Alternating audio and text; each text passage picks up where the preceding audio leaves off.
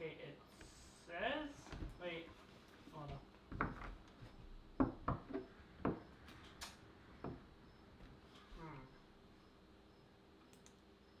Still says please wait, so let me just wait.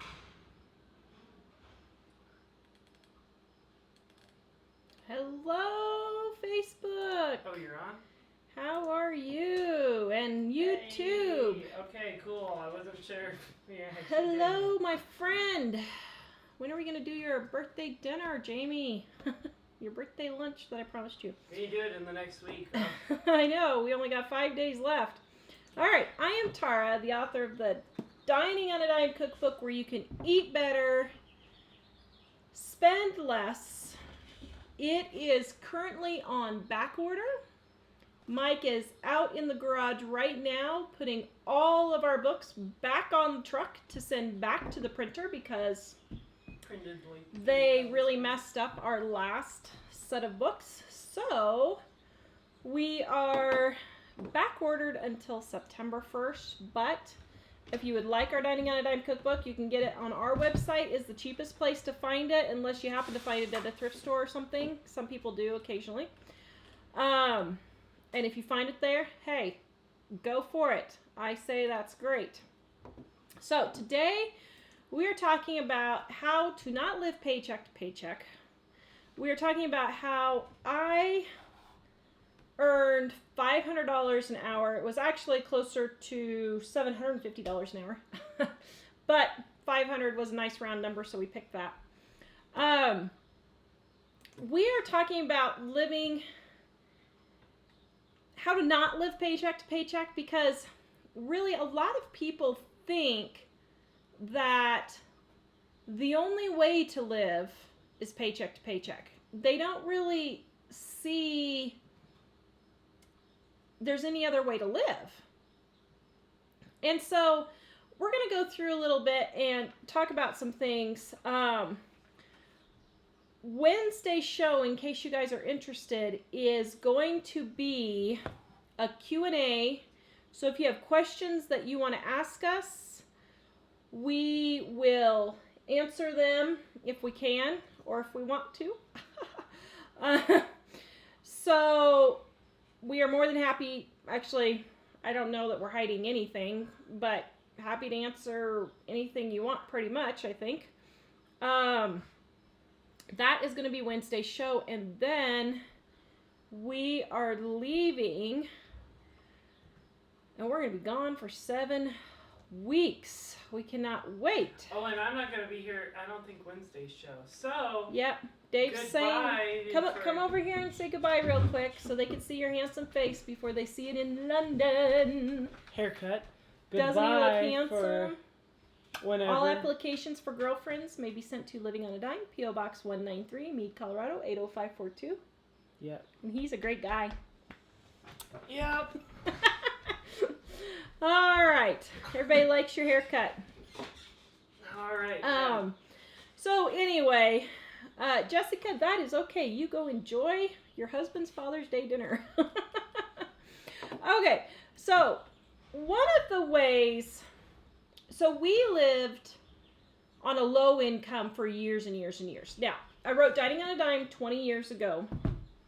But despite some of the emails I've received, we are not making hundreds of thousands of millions of dollars. One lady said that it was like $7 million we've made on this. What are we doing saying we're living on a dime? Guys, that is not true. First of all, we didn't make a profit on it for the first 8 years at all because I couldn't work. It was a side thing. Mike was working in the evenings on it. It was his second job in the evenings. But, you know, we've never, until the last 3 years of the live shows, we've never really made a good income from it. And even then, we're not making millions of dollars by any stretch of the, not even hundreds of thousands of dollars. So, just saying that because we have been there. We have lived paycheck to paycheck. But the thing is, when we were in that situation, we did not see that as the only way things were going to always be. We were always trying to do something to improve our situation. Now, what was one of those things?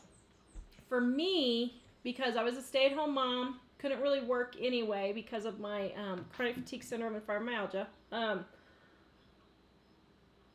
For me, what I did was I did things like shop at the thrift store, cooked at home, things like that. So to keep myself from being discouraged until we could get ourselves up and out of the, Mike is here. He's just in the garage with the shipper returning all our books back to the printer. All the ones that got messed up. All the ones that got messed up. And so one of the things that I did to encourage myself to make it feel, how do I say, to kind of make it feel better, like I was actually getting somewhere, was when I would do something really frugal, or when I would get a really great deal, I would figure out how much per hour I earned. And we're doing this show because we had a couple of people saying, well, I don't understand, what did Tara mean she made $1,500 an hour buying that coat? Well, so here's the thing. Now, you can look at it several different ways. You don't have to have it one way or the other. It doesn't matter. I'm just sharing what helped me, and maybe it will help you to start seeing things in a better light. But what I would do is, a perfect example is, I found a coat for $5. It took me literally 5 minutes. I mean, it was 5 minutes. I ran into the thrift store. I can't remember which kid it was that needed the coat, but I ran into the thrift store. You said I did. Was it your coat? Yeah. Okay. I didn't have a raincoat. Yeah. So Dave needed the coat, and that's all I needed that day. So I just ran back, got the coat, found a coat, super nice, high end, I think it was Land's End coat, for $5. Ran out, got it, good deal. I went and looked that coat up. $150 is how much it was new. So I earned over $1,740 if I would have worked an hour to do that. Now, a lot of people will do this and go in and buy these deals and then go resell them on eBay, and they'll bring in like $200 or $300 cash. How are some other ways you can figure how much you earn an hour? So I did another thrift store haul for our trip. That video is coming out this weekend. I thought in the video I said it was about $500, but as the video was going, I added it up. It was over $850. I paid $99 for it. So that means I made over $750 for that 1 hour's worth of work. Because what I did was, it took me 1 hour to go to 4 thrift stores, 15 minutes each, and I saved over $750 for that hour. So let's say you make, let's just go on the low end and say you make $15 an hour. You would have to work about 65, 66 hours to pay for all of those things new. It took me 1 hour to do it. Now, you may be saying, how is this teaching me how to not live paycheck to paycheck? Well, because when you start really valuing your time, you start making it so that you get the most out of your time, the most savings for the amount of time and the amount of work. So, what would an example be? An example would be, I would not sit here like my mom raised 2 teenagers on $500 a month. If my mom was my customer and came to me and said, I don't know what to do, how can I save money? I need to start saving money. Is quilting a great way to save money? I would say, no, that's absolutely ridiculous. I would not tell her to go make a quilt, because a quilt takes like 80 hours at least, for if you're doing everything, to make a quilt. So let's say you find a quilt for $5 at the thrift store. That's just as good. Why would you spend 80 hours making something that would take you, we'll say 30 minutes at the thrift store for $5, that's 6 cents an hour you're earning. That is not a good use of your time, and that is not a good way to get out of debt and stop living to paycheck. What you need to do is go to the thrift store, find that quilt for $5, and then use your time, all that time you would have spent quilting, use that time to bring in more money some other way. The problem is a lot of people are working and they're working their tails off, but then they feel like they deserve to go out to eat. They deserve a new car. They have to have a new car so it doesn't break down, so they don't lose their job. When in reality, if they would do things at home that would save money, it would be a little better. Now, another example, soap. Another good example. I love soap making. It's a hobby. I think it's great. Mom loves quilting. It's a hobby. She thinks it's great. There's no way she would make money from her quilts, or at least not good money from her quilts. My soap. I would not tell you to go and make your own homemade soap as a way to save money. It's just not true. You can go to the store and get 6 things of ivory or 6 things of Irish Spring for what, $1.50?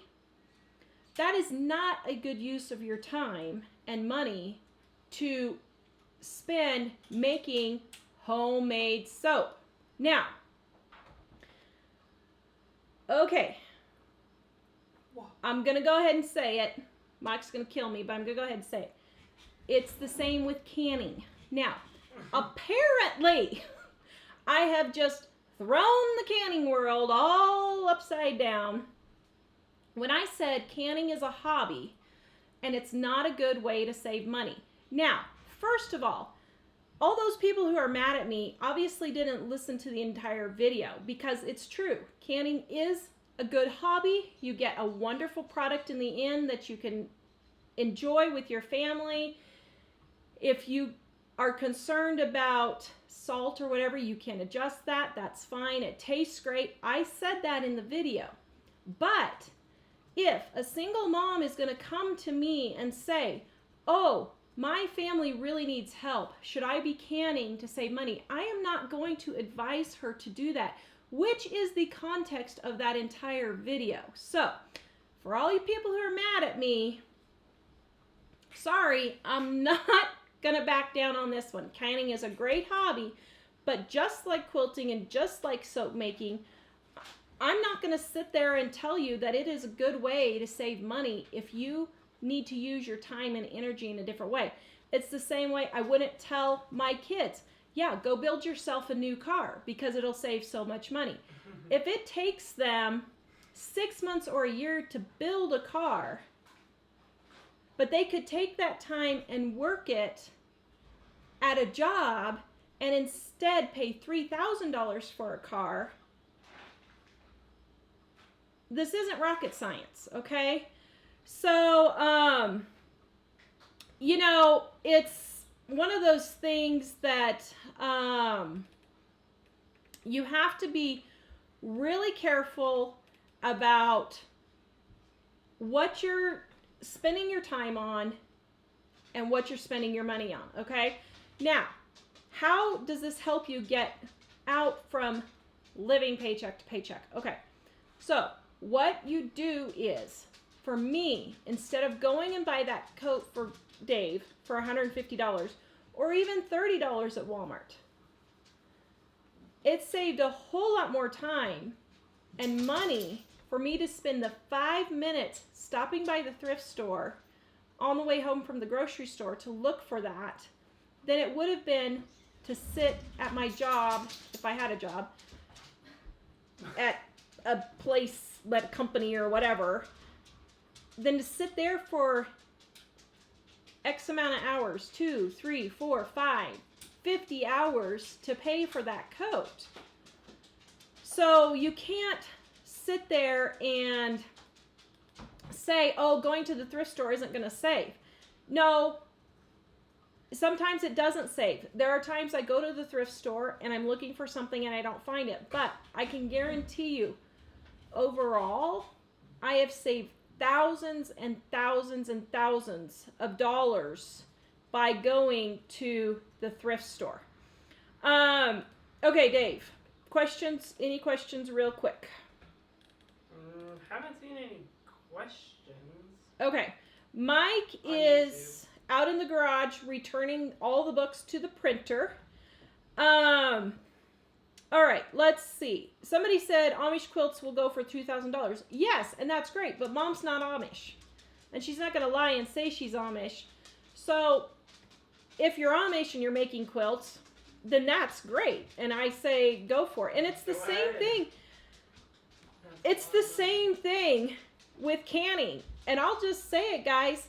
I really don't care if you can or not. My assistant cans hundreds of quarts every year. Freezes hundreds of quarts. But she could go out to a regular job and earn more money than she does saving. But she does it because she's a stay-at-home mom and she likes doing it. I really don't care if you can. I really don't care if you make your own soap. I really don't care if you quilt. I say if that's something you enjoy doing as a hobby and you like doing it, go for it. But Hey. everybody's wondering where you were. Hello. Hello, friends. Are they gone?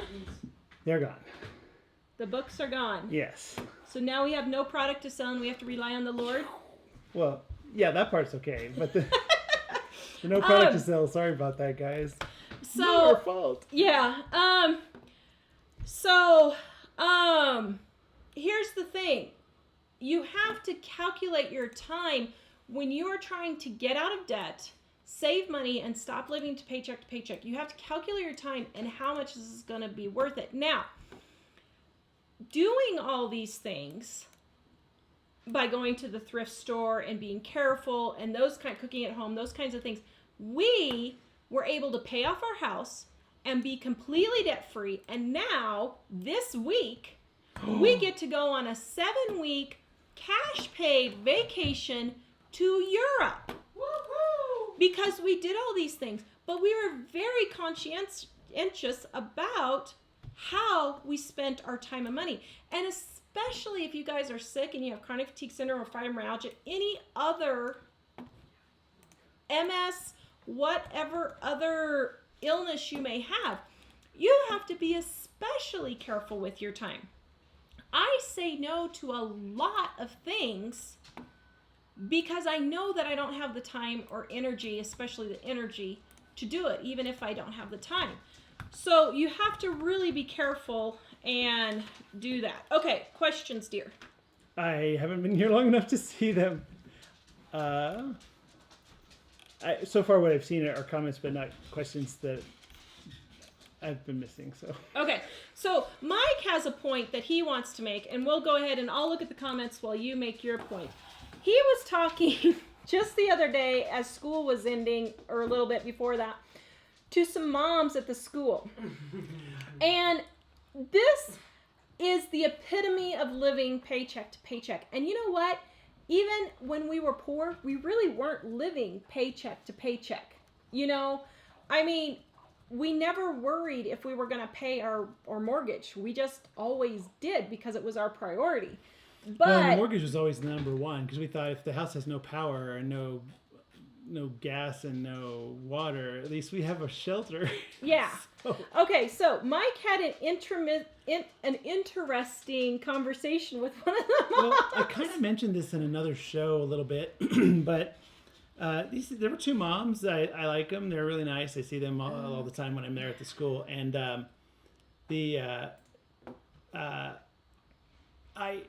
this one day I was talking to them. They seemed pretty smart.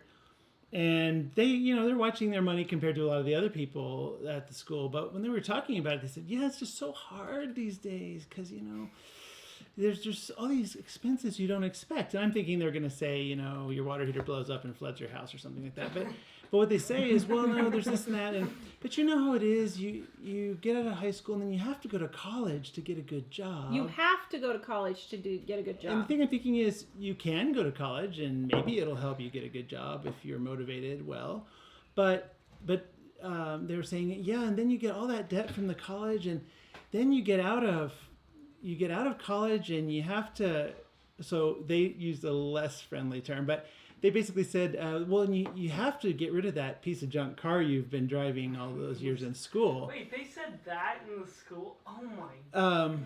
And so they're saying, so then you have to get a car payment, and it's really hard because you have to have all these expenses. And I was thinking to myself, no, you don't. You don't have to have a car payment. You don't have to have you don't have to have student loan debt. And if you go to college, you don't have to borrow money to do it. But it's funny because I was thinking to myself, who told you that?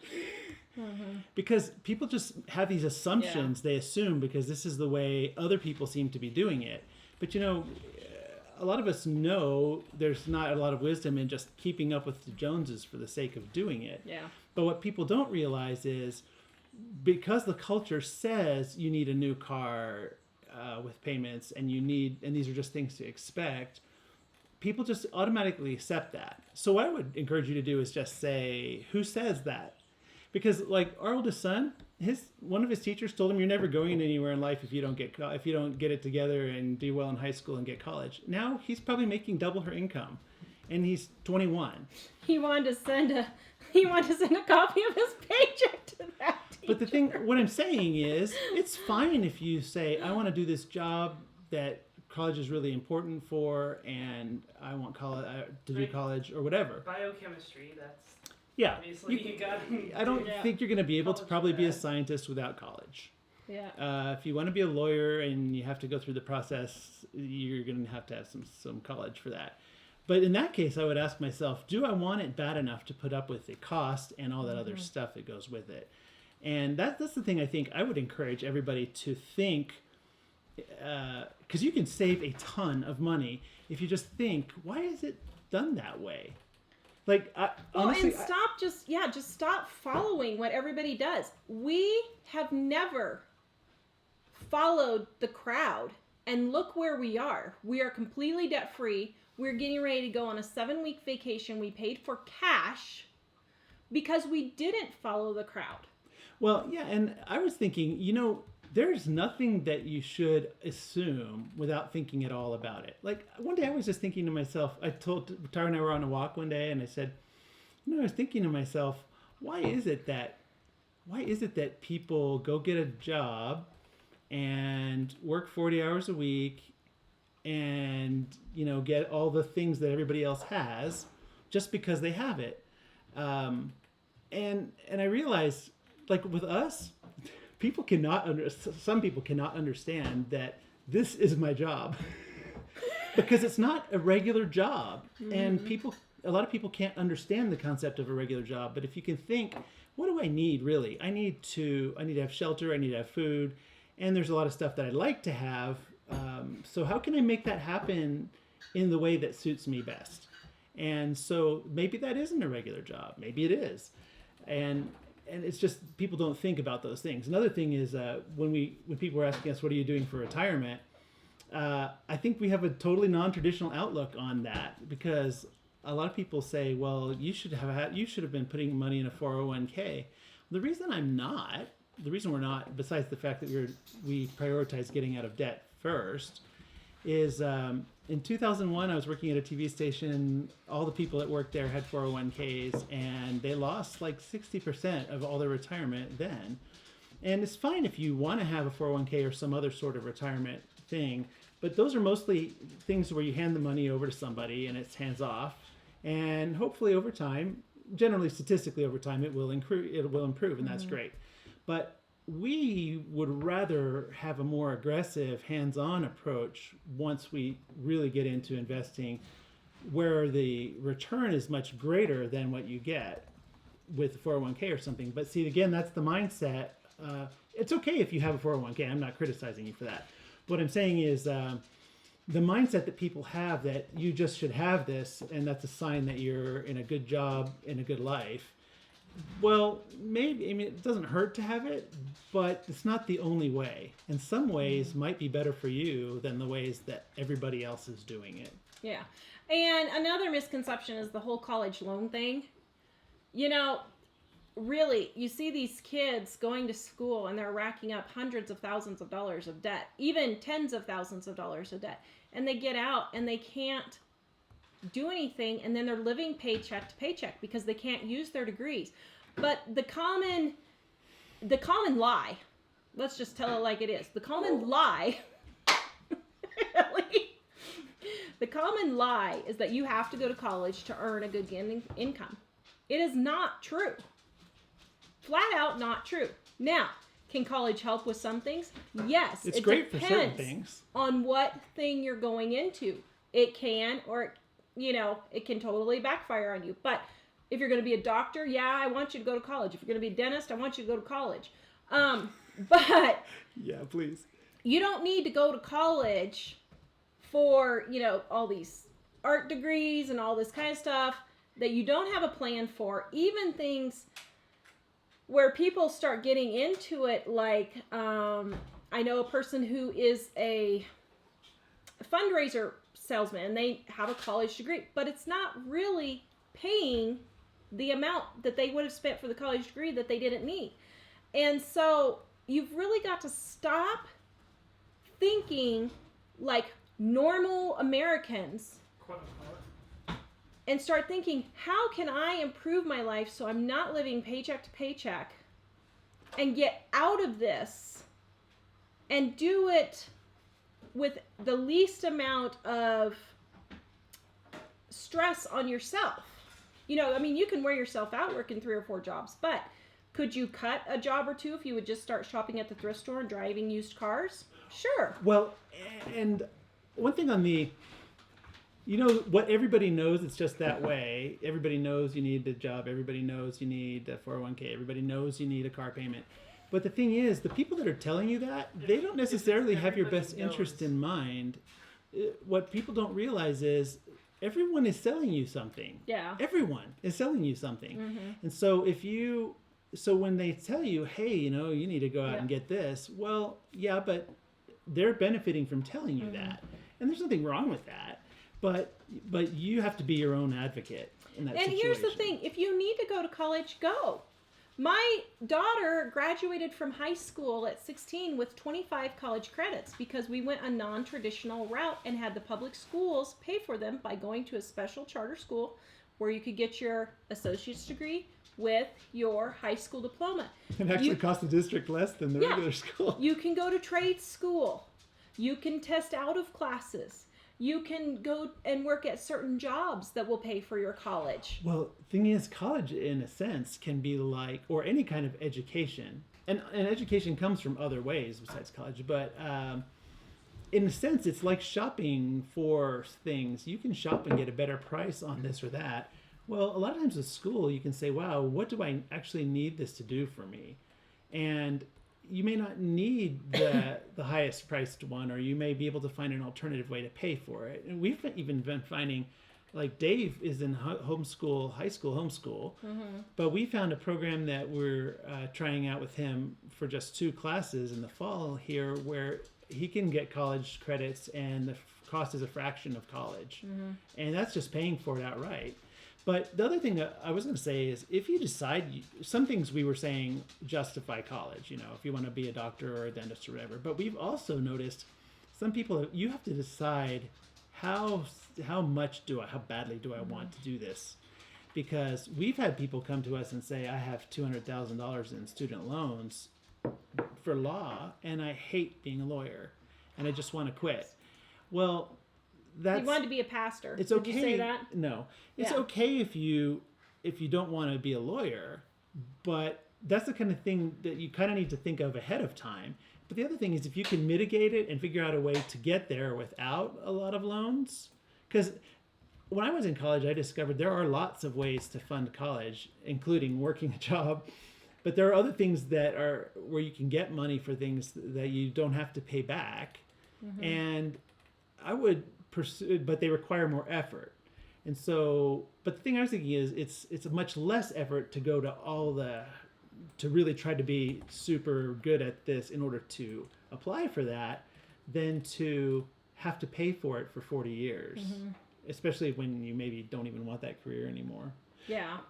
One thing, I don't know if Tara got to this, but I was going to say, wow, an emu farmer, that's awesome. There you go. Sorry, I just had to laugh at that. No, it's not for bad reason. I think that's great. But something else I was thinking is, what was it?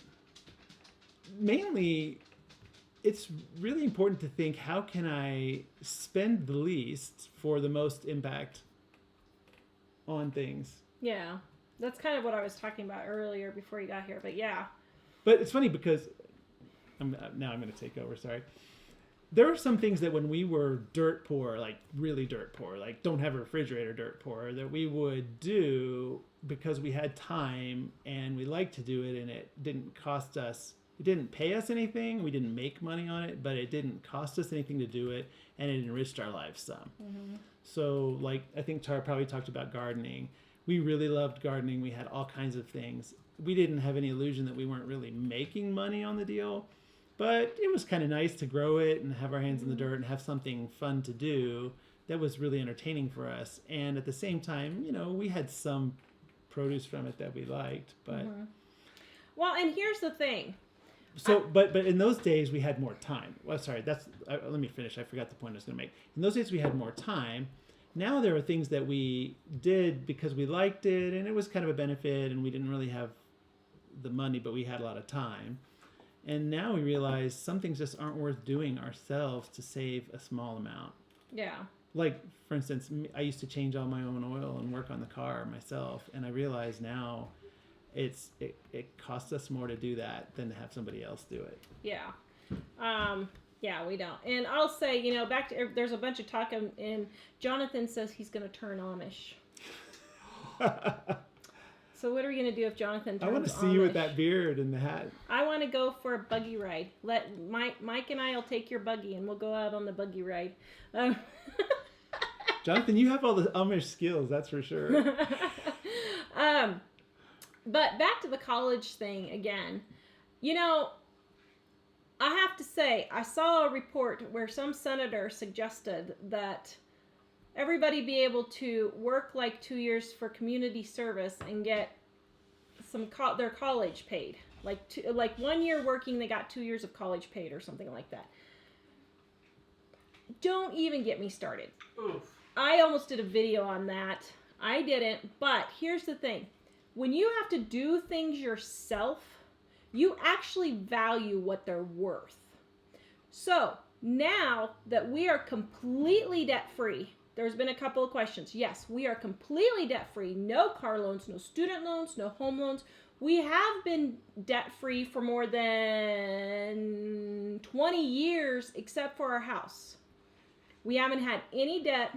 We had debt the first 5 years of our marriage, medical bills, and a little bit when we were married, and then a couple of cars we crashed.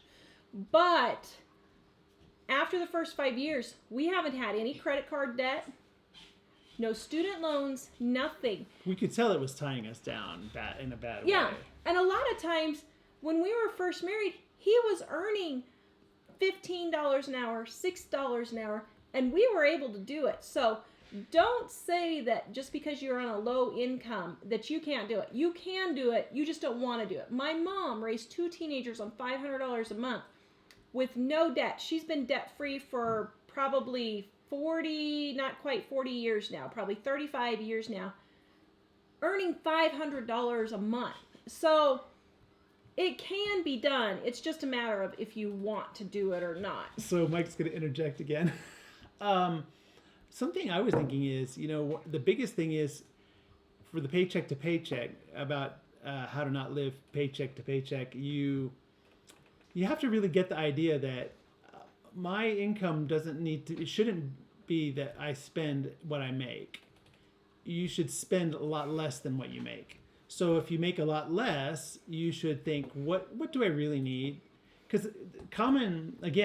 going going back to what they say, the common knowledge is, everybody has cable, everybody has this many kids and this many dogs, but that's not necessarily true. And in your case, like when we were in the situation where we were paycheck to paycheck, you can.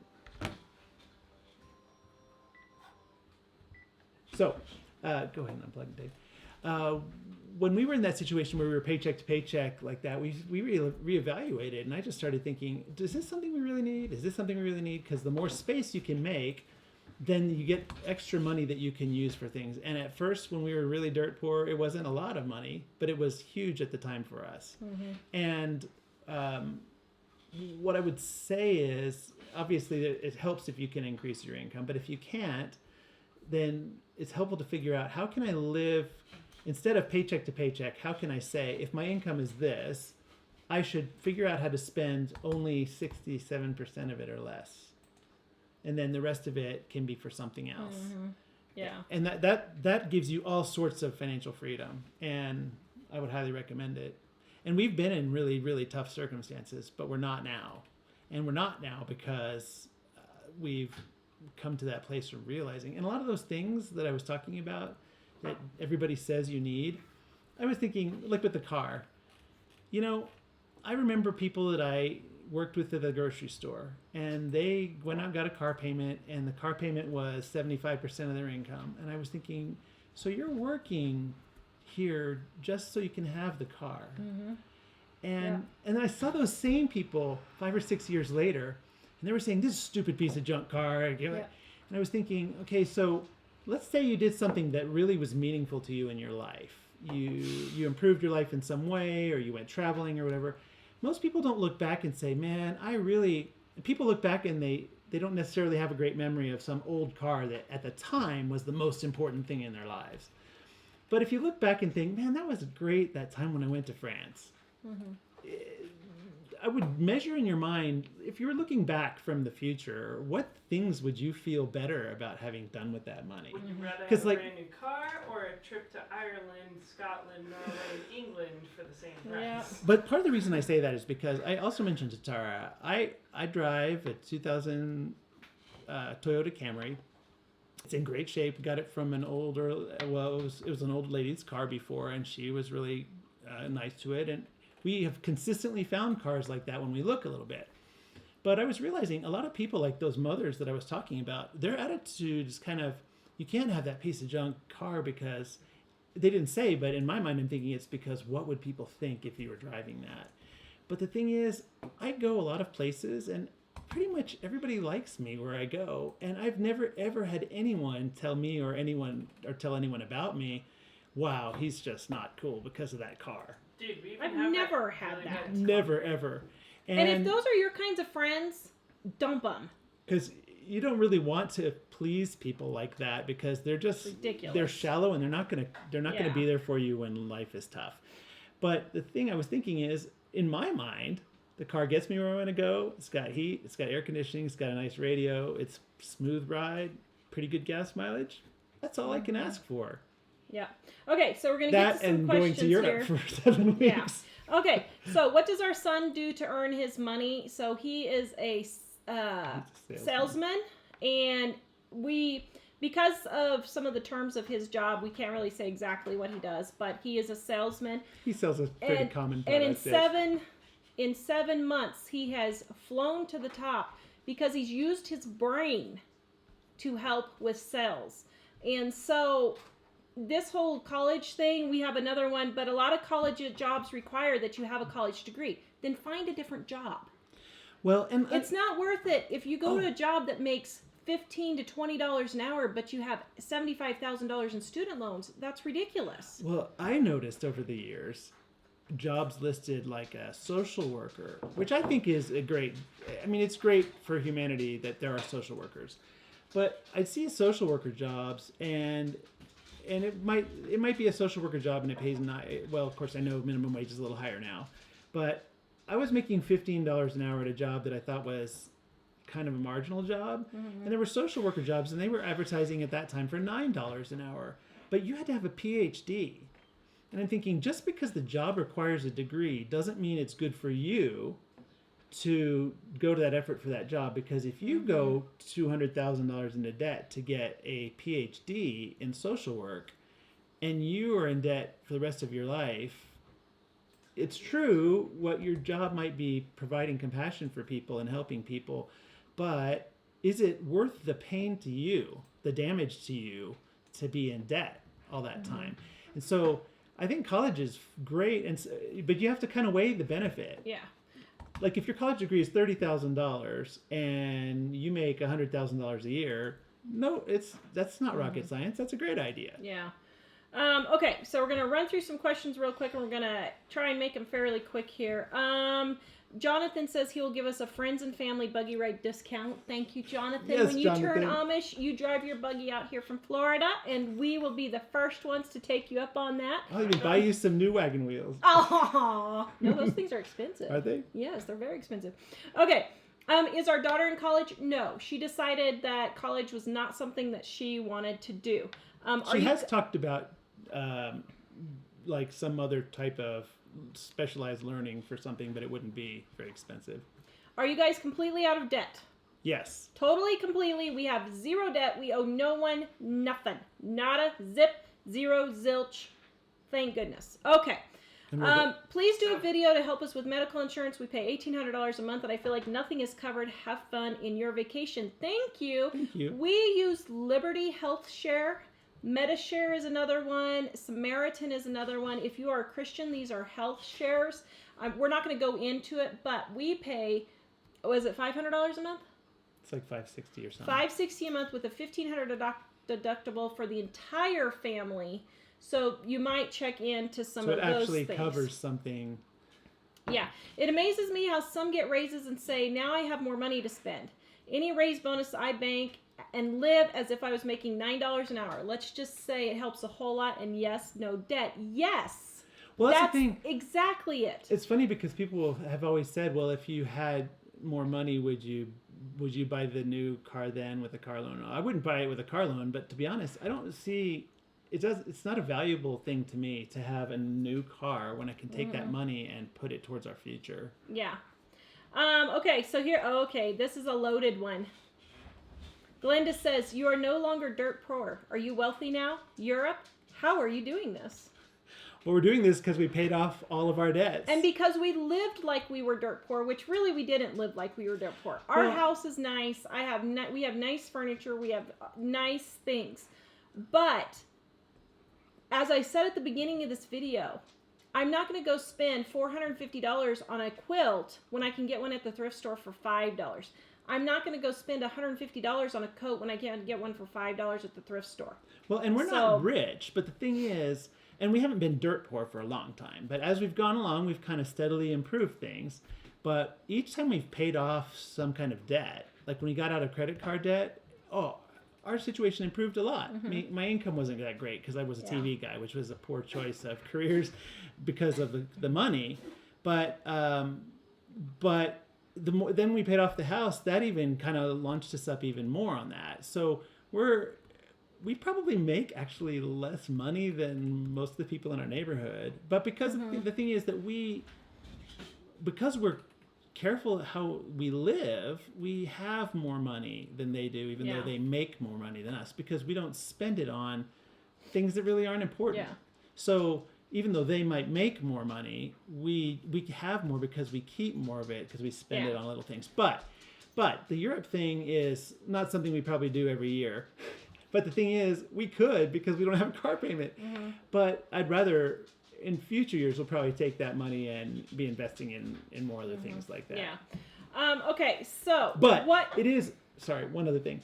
I don't mean to keep interrupting. But one thing that we have been really trying to get across to people, because I think some people think that if you're living frugally, or if you're watching your money or whatever, people think that means you should just always be poor.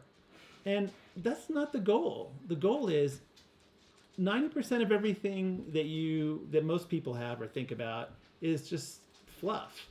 And if you just cut all that fluff, every now and then when there's something amazing that's really meaningful to you, you can get it with that money. And that's our thing about the travel. Okay, here's a humdinger. This one's going to get us going all night long. Uh-oh. Deborah, don't you get stressed out being frugal every day? Actually, we get a lot less stress. It's less stress but- by 1,000%. But I think I understand where 1,000%. Deborah is coming from, because I 1,000. used to think that in the past. 1,000%. I think when people think of frugal or, careful with your money, they think of that little old cartoon guy that they can't see with his glasses who like would dry paper towels on the clothesline. And that's not what we're talking about. Well, we never were in the dry paper towels on the clothesline realm. That was just never anything we would ever have considered, probably. I mean, I guess if we were. That's too frugal. But the thing is, what we do, they're just things like on the car. I mentioned the car. In my heart, I don't really care about the other car, but we have so many people that we know, and it's just like, I have to have this or I'm less of a human. And so it's not stressful for us because we're not thinking I have to have this to please someone else. But here's the thing. How much stress is it not being able to pay your bills? Do you know we have had one fight about money that we can remember in 25 years of marriage? One. Well, and money problems, I think, are the number one cause of divorce. And the thing is, when I was younger, I used to think a lot of things were going to make me happy. And I collected CDs and I collected books and movies and all kinds of things. And eventually I was realizing, I can get these things at the library. And I realized when we first got married, wow, this debt is really stressing me out. Having to pay for things that we don't have anymore is really stressing me out. And I realized getting that debt gone is more valuable to me than not having the stuff. But the thing is, the stuff wasn't really that important to me in the first place. I just had it because I thought I finally arrived as a person because I have the same stuff my friends have. And I was just going along with, this is what people do. They go buy movies and they have big movie collections. Yeah. Okay, so someone said, what if you need a new car? I need new cars to drive around clients. Well, then get the cheapest nice car you can. But you don't need to be spending $50,000 on a car. You can get a really nice car for $8,000 or $10,000. It does not have to be exceptional. And if it's not the cleanest, then go spend $200 and have it really detailed at a detail place. I personally always do the detailing myself because it takes me like an hour to detail a car. Sometimes 2 if I'm cleaning the carpet. But don't do that. Yeah, I would say if the job is valuable enough to you financially, then it's definitely worth paying a little more for a car that suits the job better. But what most people do is they say, wow, I need it for my job, so I'm going to go get a really expensive car with payments. Well, No. Is there a middle ground? Is there a place where the car is good enough for your clients and for you, but it's not putting you in debt prison? I mean, debt is slavery. Yeah. And Mom's right. She said, I don't know of one person who is now debt-free who would ever go back, mainly because it is so stress-free. Let me tell you, I have been buying stuff for our trip to go over to Europe at thrift stores. As I've been going to my physical therapy into town, I have 2 thrift stores I can run by. Literally, it takes me 5 minutes. I have gone 10 times. What's 10 times 5? 50 minutes worth of shopping for suitcases, jackets, for certain clothes.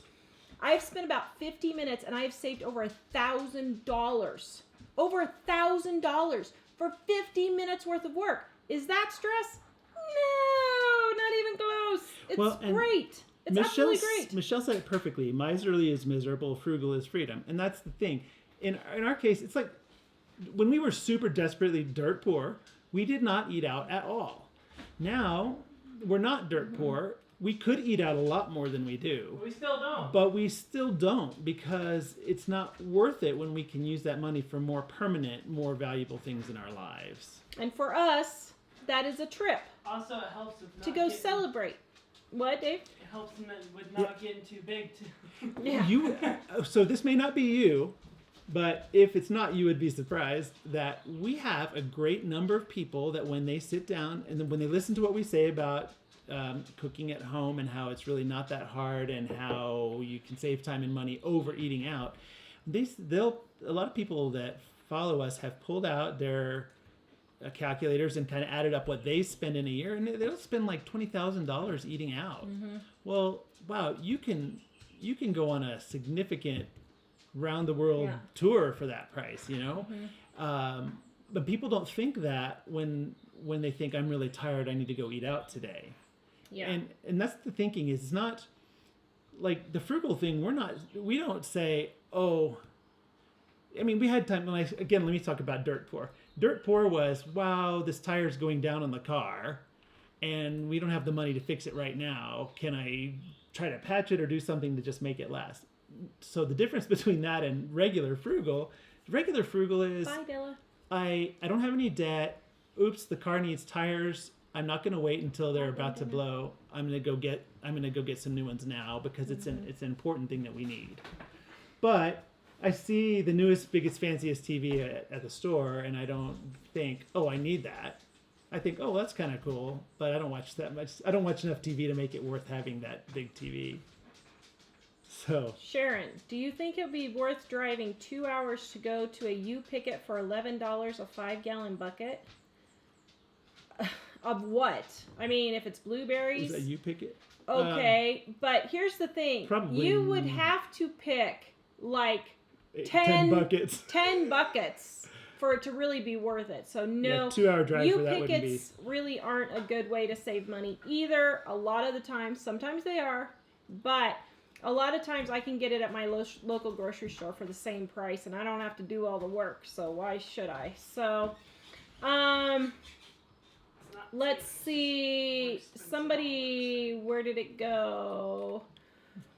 We are teaching our kids good habit. Yes, we are. And it has turned around. Here's the thing, guys.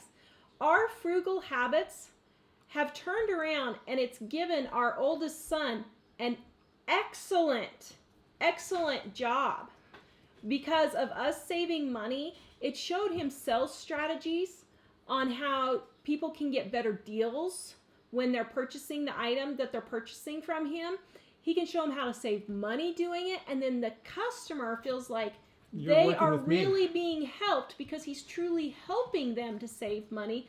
But he's able to do it in an honest, integrity way to the point where in 7 months he's become the top salesman for the company in 7 months. But because he has learned all this, you're welcome, son. We love you. Mom will take hugs anytime as a thank you. Not me. Okay. But because of that, he was able to learn that. Well, and the other thing is that he's not like us on the cars. He likes cars. Mm-hmm. He and his buddies work on cars and stuff. Mm-hmm. And he had the revelation the other day. He could save up and buy a car that he wants that's cash. That's a lot more than we would spend on a car.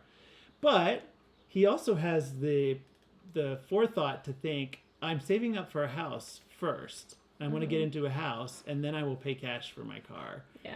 And so I think that's a good thing. Mm-hmm. Yeah. So Jennifer's in Scotland. Guess where we're going to be? In what, 2 weeks? Are we going to Scotland in 2 weeks? It'd be about 3. 3 weeks. We're going to be in Scotland. We're going to be in England for almost 2 weeks. Are you going to buy a kilt? So, yeah. Where in Scotland are you, Jennifer? I'd be curious. Yeah, but are you going to buy a kilt? Kind of regretting that we didn't schedule more time in Scotland than we did. But are you going to buy a kilt? Yeah. Yes. You are? Are you seriously? I don't know. Oh. Emma, that is slavery. This should be the frugal motto. Yes. Yes. And the thing is, I don't think most people realize, but if you pay with cash, you can say today, I don't want to buy things anymore, and you don't have any money that's going out. But when you have debt, regardless of whether you want to buy more or not, you still have to pay it over and over, and often for things that you don't even have anymore. Yeah. Life of a Wife wants to know, what's a good budget for 2 people? My family is thinking I can't do it for $50 a week or $200 a month. If you're talking about food, you can certainly do it for that. We spend about $100 per person, and I am not being super careful. I could be even more careful and spending even less. So I think you could definitely do that. It's just a choice that I have made to relax a little bit on my grocery bill right now. So, do you guys get a kickback from your son's paycheck? Yes, he pays rent and all of his expenses. But although it's not very, yeah, it's not. we're not charging him a market rate. We're just we're charging him enough to basically encourage him to be thinking as he's getting older. And we've let him stay longer than we would if we were in Kansas or somewhere cheaper, because rent is super high here. It's like $1,500 for a 1-bedroom apartment. But he has already put in his applications for apartments. And our baby's going to be leaving us. Oh! We're having fights over who gets his bedroom. Does Mom get his bedroom, Dave or Jack? That's the question. So as far as the rent, just so we've said this before, but just in case you haven't heard it before, we do start charging our kids. Well, first of all, they're responsible for their car costs after. Ooh, they want to see you in a kilt. If they're done with school, they're responsible for their car costs. When they're in school, they're responsible for certain car costs, but we help with some of that in order to get them to school. Mm-hmm. But once they're out of school, if they're not going to college or anything, then they have to take on a lot more of their expenses. And typically, it's like right in high school, when they're in high school, cell phone, when do they get all car. We never pay for cell phones. Yeah, we give them $1,500 for their first car. Clothes, they pay all of them when they're 18 or 19. Yeah, but when they're 18, they pay for everything. Yeah. And then as far as the rent, when they're 19, they start paying a very small amount of rent, and then it kind of steps up every year after that. Mostly to encourage them to well, first of all, to help them get prepared so that it's not a major shock when they suddenly have real life rent. Yeah. But also to kind of get them in the mode of, okay, now you're taking responsibility for your own life. Yeah. So do the kids pay for their own food? So they pay about half of their own food, and then they eat about half of the family food. So we don't charge them for food, but they choose on their own to buy other things that they want that we don't have. I mean, we don't limit them and make them buy their own food, but if they want to buy something special that's theirs, they could spend nothing on their own food and eat just what we buy. Yeah. But they're older with jobs and they feel like that's their. So they treat themselves. They get to choose what they want, which is nice for them. So. Are you concerned about food going through the roof because of flooding? Yeah, it could. And so that's why you prepare now, and if things are on sale, I would stock up on them. I would take some extra money and stock up on them. But I do have to say, yes, the food will probably go up, and I've heard Tara and Heidi talking about it. But looking back, when things happen, the food goes up. It makes it a little more difficult, but it's not generally like, the food is suddenly 10 times as expensive as it used to be. It's usually a smaller increase. So what do we do with the kids' rent money? We use it to pay the electric and gas and the water and all those things that they're using. Yeah. So, we just put it in with our regular bills, and I'm sorry, I'm not one of those mothers that saves it and then gives it back to them when they move out. Although, sorry. Even though we don't do that. But we will probably help them out with other things. So. Well, yeah, like when BJ goes to buy his house, although he may not need it, when BJ goes to buy his house, maybe we might gift him some money to help him with that or something like that. He's making more than we did. Well, I suddenly said he might not need that, but Dad, we will help the kids out. I'm sure there's going to be things through their life where they'll need help. We're not going to be bailing them out all the time. No, we wouldn't. We would never give them money. But if they're responsible, we'll help them. We would never give them money to pay for things they're doing that are causing them distress. Because when people do that, it causes the kids to have more distress. But there are times where we probably will give them something for that. And I think they kind of appreciate the fact that they... Well, I have to say, I wasn't really able to ask for money from... I had certain family that might have given it to me if I'd asked, but because of the circumstances of my family, I wasn't really ever able to ask for money. And I realized, looking back, I'm thankful for that. Yeah. Because we had some hard times where we were struggling, and it would have been nice if somebody just said, here's $1,000. But the truth is, not having that really taught us resilience. It taught us how to be able to make that ourselves. And now we really appreciate how hard we worked. We had no inheritance. We had no lottery. We had nothing given to us to pay off our house and everything. We worked super hard to get it done. And it makes you feel good yeah. when you have to. At first, it doesn't make you feel good because, you know, it's a struggle when you have nothing and you're trying to figure it out. But once you start to figure out how things work, then you feel good that, wow, I can think about things and I can come up with solutions and I can solve problems and I benefit when I succeed. Yeah. All right, guys, please check out our... But failing is good, too, because it helps you learn to succeed better. Sorry, go ahead. Next Wednesday is our last show before we leave. We are going to be answering your questions, so please check them out. No, we offered for Mom to go, but she did not want to go. I'm just saying, we said she could go, so... But our sister-in-law is coming with us. But our sister-in-law, yeah. So Mom and my sister-in-law are coming out Friday. My sister-in-law is going 2 weeks with us, and then her and Mom are driving back to Wichita. And BJ is not going, so he's going to stay here and watch Buster, for those of you worried about Buster. And... we'll have some eyes on the house, just people kind of checking in and making sure that... we live in a really good neighborhood, so our neighbors watch really good. Well, and also making sure that, you know, everything gets done that needs to be done, and Buster's definitely not going to be suffering. So we have wonderful neighbors who have come a-packing when we've had some issues before, so it's been pretty nice. This is a robbery! So anyway. So when we go, we are still planning, we're not going to do our shows on the regular schedule, but we are still planning to do some things as we can, right? Yes. So we're going to be doing 2 or 3 videos a week and possibly at least 1 video depending on internet and how our internet can go. And we already have some pre-recorded videos that are going to go in between that time that Mike's been frantically working on. He doesn't want to see another video in his life, I don't think. He's been editing and editing and editing until 10 o'clock at night editing. Oh, that's a good idea. Rosa says we should bring an apron. We should bring an apron. A kilt. A kilt. And Jessica says, don't leave me. Jessica's one of our best viewers. We're going to put some videos on, but we were hoping to also go live some, but it won't probably be at the same time because that would be midnight over there. Yeah, so we'll probably be going live around noon, somewhere around there, probably U.S. time.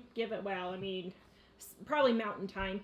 But we're not going to be able to go live at a normal 4:30 because that's midnight there. We're not going to do that. If we can, though, we'll give notice that we're expecting to go live in this much time. Yeah. So that way you might not miss the opportunity to... Yeah. So we are going to answer your questions on Wednesday, so get them prepared. Please like, subscribe, and share. Please check out our Dining on a Dime cookbook, back-ordered until September 1st, but you'll be the first one to get a new copy. But the ebooks are available today. The ebooks, you can get any of our ebooks. They download right away. Please like, subscribe, and share. Please give us a great big thumbs up, and we will see you guys next time. See you Wednesday. That's going to be a fun show. Ooh, everybody